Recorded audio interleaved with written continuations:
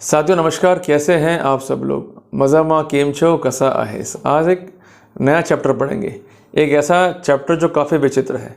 साथियों, हमने सुना था कि दो माई जो है ये पहुंची राजा विक्रमादित्य के दरबार में। उनका कहना ये था कि ये बच्चा जो है हमारा है। अब राजा परेशान, जनता परेशान कि बच्चा देवें तो किसको देवें।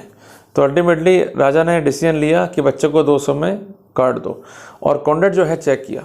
जो माँ बोली कि मुझे बच्चा नहीं चाहिए, मेरा बच्चा सुखी रहे, पर ये अगली जो है लेडी को दे दो, मुझे कोई आपत्ति नहीं है। और जो अगली लेडी है वो कहती नहीं साहब आपका डिसीजन ठीक है, बच्चे को काट दो। तो राजा जो है तुरंत समझ गया कि भाई सही क्या है और गलत क्या है, और अल्टीमेटली उसे बच्चा जो है सही माँ को जो है हैंड ओवर करने के ऑर्डर कर दिए।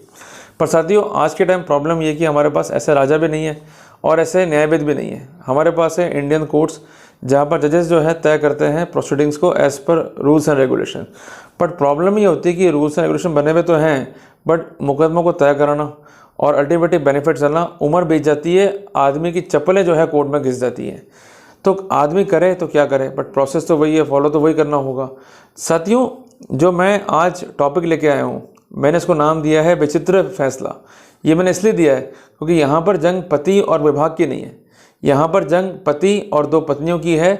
पत्नियों का कहना यह कि हम एलिजिबल हैं उस क्लेम के या उस बेनिफिट के जो हस्बैंड ने कमाया है during the course of his services. और हस्बैंड कहता कि भाई तुम कैसे एलिजिबल हो गए, जब हमने मेहनत करी है, हमने मेहनत करके अपनी सेवाएं सरकार को दी है, तो अल्टीमेटली मैं एलिजिबल हूँ इस तरह के बेनिफिट्स के लिए।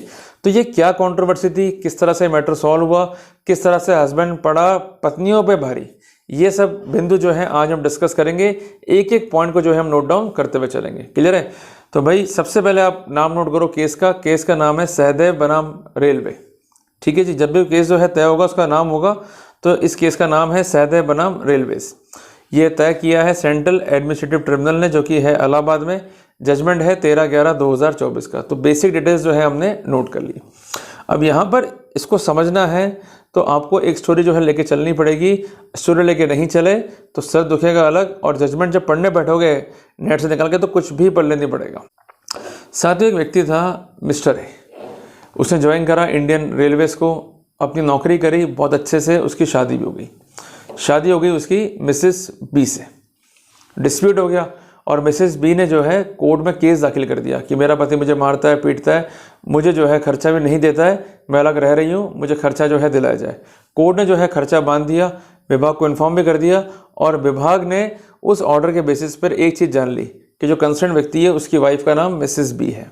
और अल्टीमेटली कोर्ट के ऑर्डर की कंप्लेंस करते हुए मेंटेनेंस का जो अमाउंट था वो तनख्वाह में से काट के डायरेक्टली उस लेडी को जो है देना शुरू कर दिया। यहाँ तक तो कुछ दिक्कत नहीं हुई। ये व्यक्ति जो है अप्लाई करता है VRS के लिए और ये कहता है मुझे नौकरी नहीं करनी है, मैंने नौकरी बहुत कर ली, अब थक गया हूँ, शांति चाहता हूँ। तो इसका VRS जो है मंजूर हुआ 5 मार्च 2013 को। और इसने यह तर्क हमेशा ही रखा हर विभाग में, हर डिपार्टमेंट में, कि मैंने 39 ईयर की निष्पक्ष ईमानदार सेवाएं जो हैं की हैं, और सरकार जो है इससे खुश है, डिपार्टमेंट जो है इससे खुश है, और मुझे जो बेनिफिट्स हैं रिटायरमेंट के वो सब मिलेंगे। मींस लीव इनकैशमेंट बेनिफिट जो अधिकार है एक एम्प्लॉय का, पेंशन बेनिफिट्स, ग्रेचुइटी, पर कुछ भी नहीं मिला। बात बड़ी ख़राब हो गई। डिपार्टमेंट के पास जाता है और पूछता है कि मुझे ये क्यों नहीं मिला। तो वो कहते हैं इसलिए नहीं मिला क्योंकि आपकी 2 पत्नियां हैं, एक नहीं है, और आपने ये बात छुपाई विभाग से।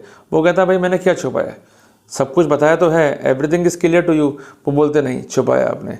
जब बात को समझा गया तो क्लियर हुआ कि जो मिस्टर ए हैं इनकी मिसेस बी के अलावा एक पत्नी और है जो है मिसेस सी। कंसेंट मिसेस बी और मिस्टर ए का तलाक हो गया, ऐसा कोई डॉक्यूमेंट फाइल पे नहीं है। मिसेस बी को कोर्ट के आदेश से मेंटेनेंस मिल रहा है। इसके अलावा मिसेस बी ने कंसर्न कोर्ट में और कंसर्न डिपार्टमेंट में आपत्ति लगाई है कि जब मेरा पति रिटायर हो जाएगा तो कोई भी बेनिफिट्स उसको हैंडओवर ना किए जाएँ। डिस्प्यूट उसने रेज कर दिया।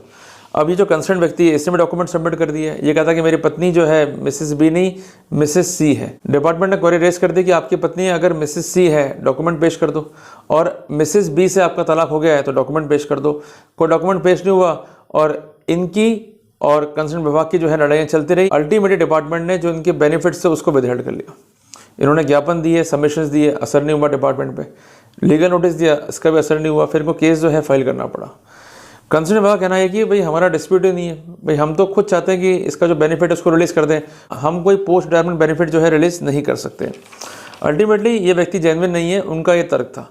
यहाँ पर एप्लीकेंट कहता है कि डॉक्यूमेंट मैं सबमिट कर चुका हूँ, मेरा मैरिटल स्टेटस क्या बता चुका हूँ, मैं एलिजिबल हूँ रिटायरमेंट बेनिफिट के लिए, मेरे साथ व्यवहार जो हो रहा है वो अनफेयर है और मेरी बेनिफिट्स को जानबूझ के विदहेल्ड किया गया है। 39 ईयर्स तक मैंने निष्पक्ष सेवाएं दी हैं, मेरा पेंशन पाने का अधिकार है, मेरा ग्रेचुइटी पाने का अधिकार है, अदर बेनिफिट्स पाने का अधिकार है, और जो मेरी पूर्व पत्नी है मिसेस बी, उससे मेरा तलाक हुआ या नहीं हुआ वो बात की बात है, पर मिसेस बी के आवेदन पर कोई इंजंक्शन या कोई रोक कोर्ट ने लगा दिए हो, डिपार्टमेंट को डायरेक्शन दिए हों कि भाई आप किसी भी रूप में ग्रेचुइटी या अदर बेनिफिट्स को रिलीज़ नहीं करोगे, ऐसा कोई भी दस्तावेज फाइल पे नहीं है।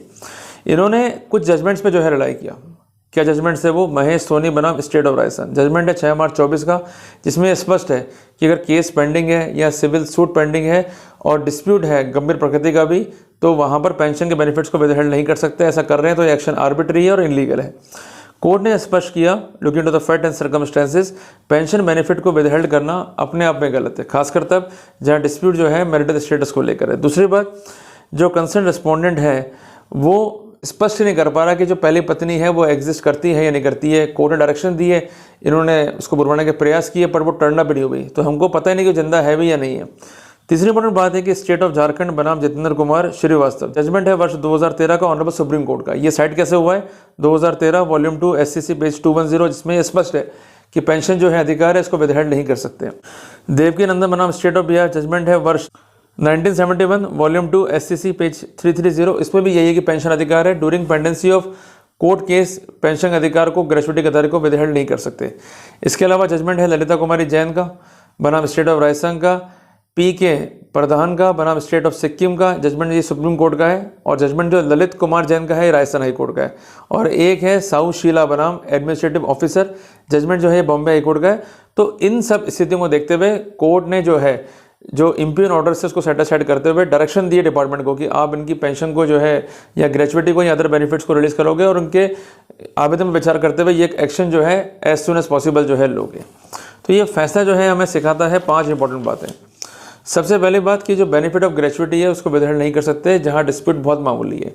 दूसरी बात, जहाँ डिस्प्यूट है पत्नी को लेकर, तो वहाँ पर डिपार्टमेंट खुद स्थिति जानने का प्रयास करे। डिपार्टमेंट खुद फेलियर है कोर्ट के ऑर्डर के बावजूद भी, तो वहाँ पर कोई अनड्यू बेनिफिट जो है डिपार्टमेंट ना ले सकता है ना किसी को दे सकता है।